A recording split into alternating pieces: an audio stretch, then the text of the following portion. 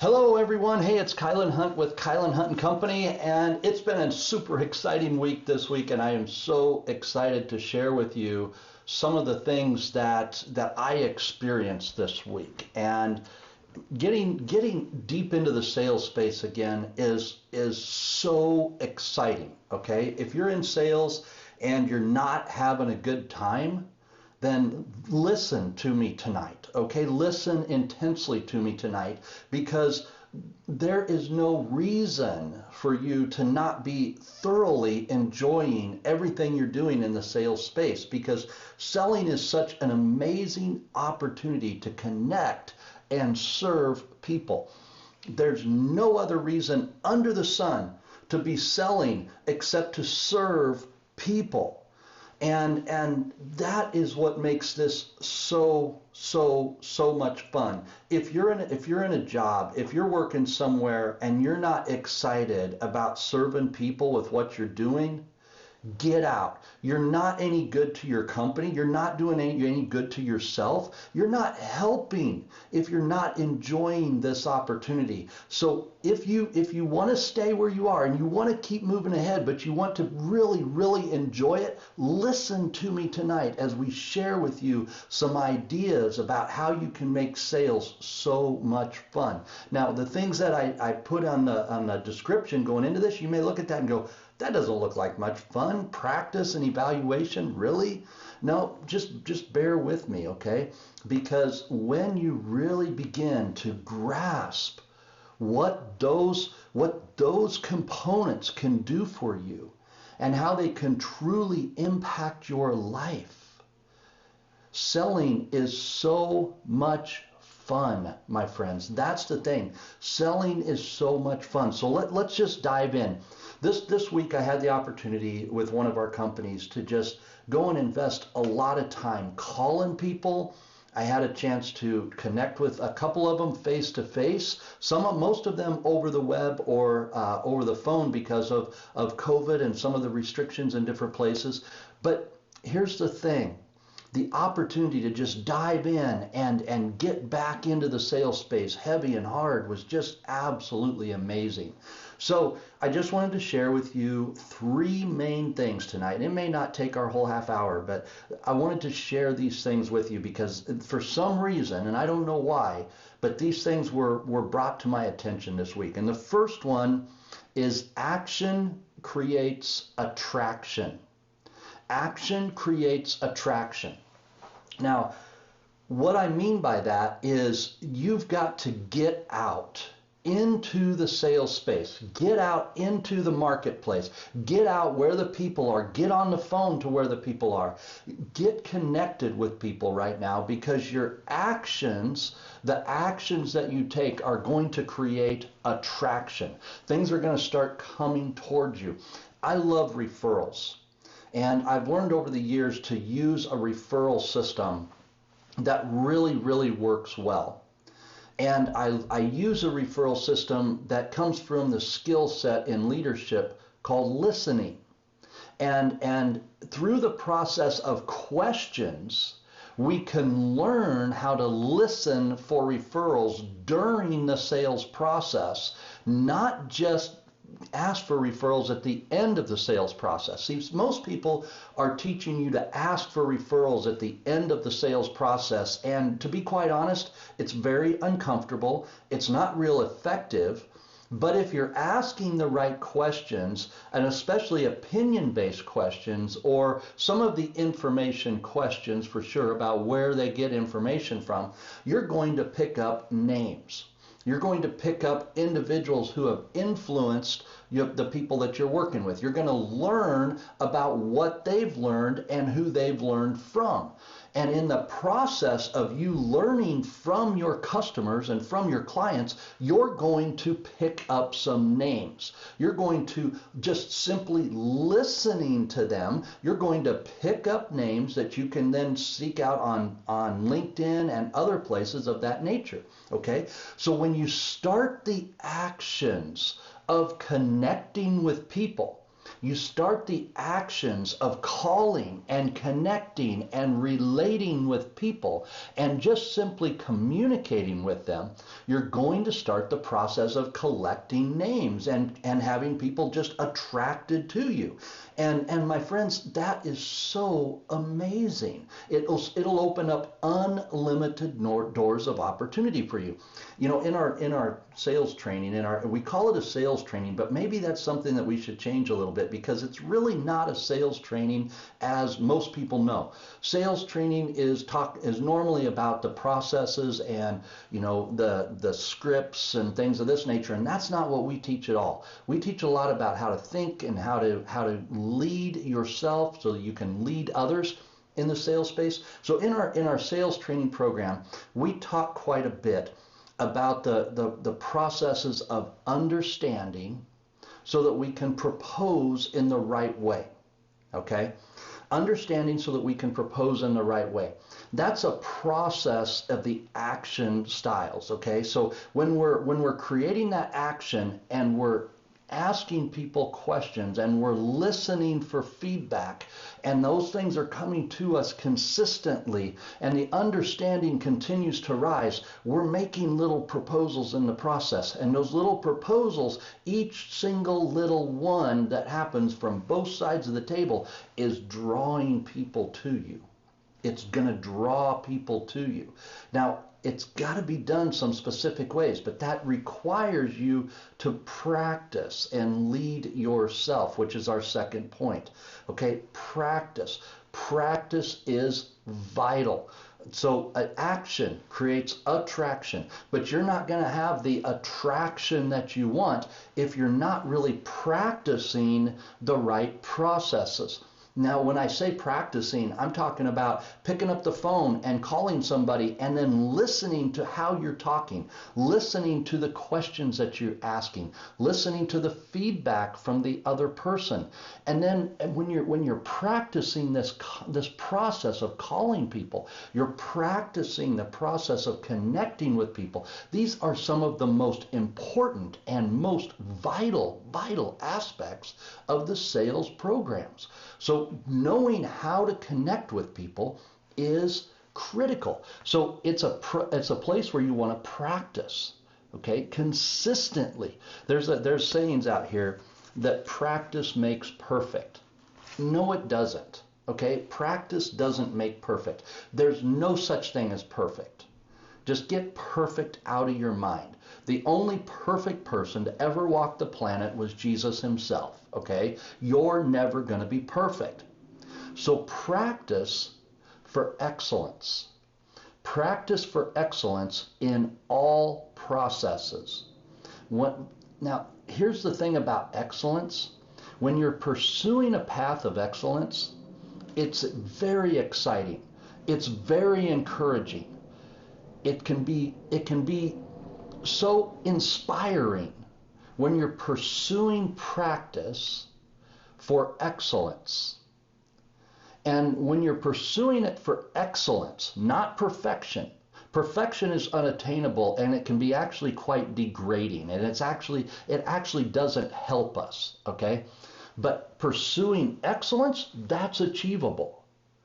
Why? Because you're pursuing consistent betterment. That's the thing. You're pursuing a consistent improvement. And when you're pursuing consistent improvement, you're going to be getting better and better and better. And that's going to lead you to a level of excellence that exceeds everybody else in your industry.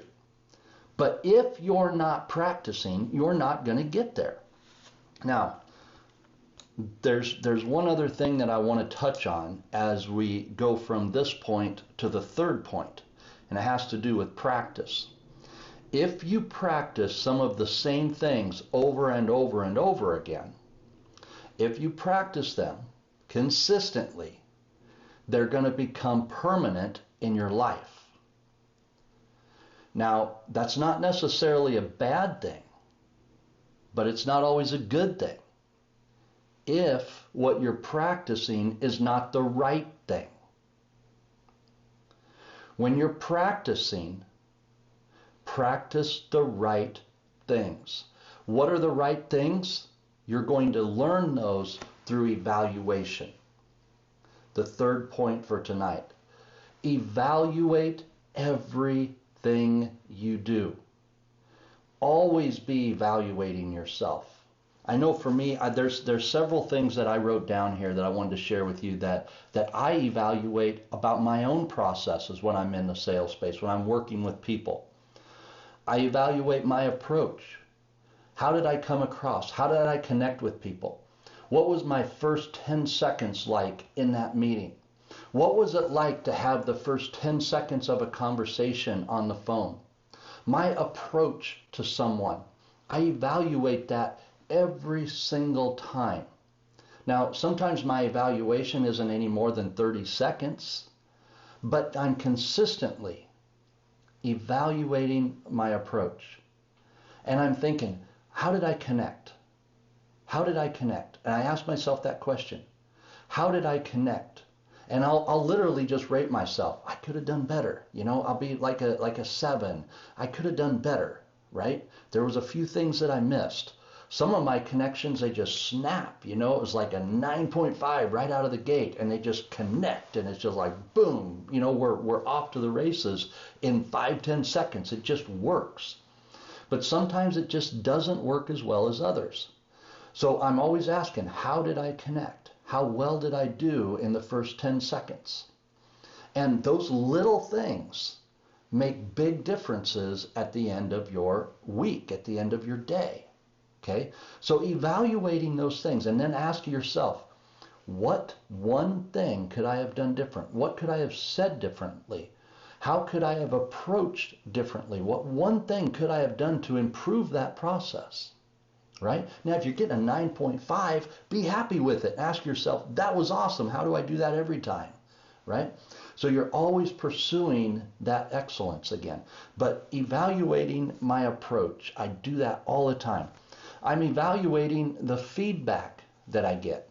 Now, this one is important to me because I'm always asking for feedback. I want feedback from the people I'm working with and the people that I'm talking with. And I evaluate the feedback that I got because I want to know if the feedback was relevant to the question that I was desiring to have answered. Because sometimes I may not be asking the right question to get the right feedback, right? So I need to be asking those questions and connecting with those individuals through questions to make sure I'm getting the right feedback. So I'm evaluating what feedback I got and then asking myself, was that what I wanted? Is that what we were really looking for? Is that the feedback that's going to help me grow and make our company better? Is it the right feedback that I can use to help make them better? So I'm evaluating the feedback. I'm evaluating objections if I get them. Now, in our sales training program, we talk about how to eliminate objections by being cautious in how we use questions and understanding expectations and things of that nature. But if I'm getting objections, I'm evaluating it really for two things. Is this an objection that I caused, or is this an objection that's coming from an outside cause, an outside source? So that's one of the things I'm asking. The objections that came across, did I create those objections or did they come from an outside source? If they came from an outside source, then that's something that I'll learn more about in future calls and future appointments with these individuals. If it's something that I created, because an objection is a pushback to an idea. It's a pushback to a thought. It's a pushback to something that you're presenting. So if I get pushback, then I'm going to ask myself, what could I have said differently? How could I have asked another question? How could I have set that up a little bit differently to eliminate the objection that I got or the pushback that I got? So if I'm creating that objection, I want to evaluate that. I want to know why. I want to know how I could have been better. So I'm evaluating my objections after every sales call. I'm evaluating, the fourth thing I evaluate here is hesitancy. When I'm asking questions or we're moving through the process, there's often hesitancy. And that means that, there's something along the process here that I haven't fully covered, or I haven't fully connected with the potential client on. Okay? So maybe I haven't fully connected with them in a certain way that, well, makes sense to them. Okay? So I'm looking for hesitancy. Now, most of the time in the sales process, I've been doing this for a long time, and I can catch it, I see it, and I'll address it right away. But that doesn't mean that I don't evaluate it. And I'll evaluate that experience and measure that hesitancy and say, what could have been better? What could have been done differently? Okay? And then last but not least, any concerns that the customer has, any concerns that they may have about the markets, things that are in my control, out of my control, I don't care what it is. If they have concerns, I'm going to evaluate those concerns. I'm going to listen to them. I'm going to hear them out. Because, see, here's the thing. I ask myself these two questions. Did I listen and did I watch? Did I listen and did I watch? Because if I'm watching my customers, their body language speaks loudly, right? When their arms cross, when they sit forward, when they put their hands under their chin, when people are running their fingers together like this, there's a lot of things that customers will do that we can learn from if we're listening and watching throughout the entire sales process. Completely game-changing, my friends. So those are the things that I evaluate. Okay, so let's do a quick recap. The things that I learned this week and were brought to my attention was action creates attraction.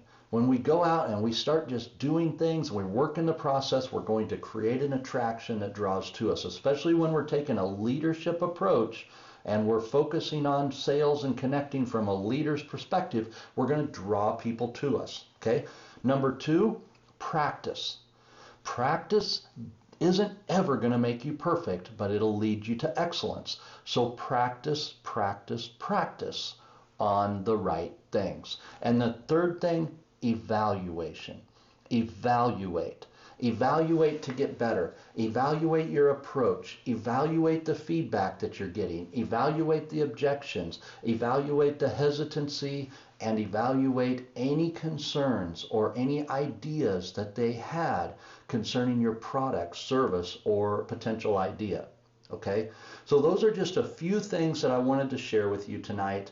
And I hope that your sales season is going absolutely amazingly awesome. We're going to be talking a lot more about the sales leadership approaches in Kearney on December 8th and 9th at the Holiday Inn Convention Center in Kearney. I hope you can make it there if you really want to dive in and learn these leadership concepts for the sales space. You're not going to want to miss that. Okay, so my friends, I hope you make it an amazing rest of this week and an amazing weekend, because it's an exciting season to be alive. It is a tremendous time, my friends, to be going out into the marketplace and to be connecting right now with people. There's so much uncertainty. There's so much stuff going on in the marketplace right now. There's just so much disruption. You can't disrupt anything. So get out there, connect with people, and learn some things about yourself and grow your business, grow your results. All right, my friends, that's what I have for you tonight. I just hope you have an amazing weekend, and to each and every one of you, seek truth, gain wisdom, and serve others. All right, my friends, God bless.